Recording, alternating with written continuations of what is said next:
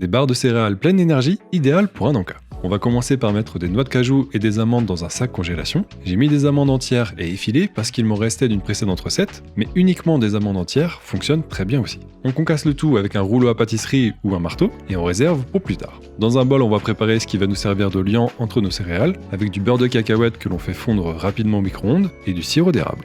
J'en profite pour préciser que tous les ingrédients et les dosages sont dans la description. Une fois bien mélangé, vous pourrez constater en le goûtant que ça a des notes de caramel. On va pouvoir passer au mélange de toutes nos céréales avec nos noix et amandes concassées, des flocons d'avoine, des graines de courge et des cranberries. On mélange, on ajoute notre préparation précédente et on mélange une dernière fois.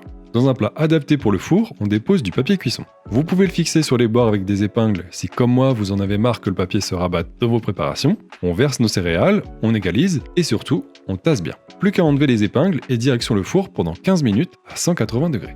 On laisse refroidir à température ambiante et on va pouvoir découper nos barres. Alors bien sûr, c'est une recette maison avec des ingrédients bruts. On n'est pas dans une usine avec des moules ou des découpeuses super précises, donc ça peut se casser un peu, mais le résultat est là comme vous pouvez le voir.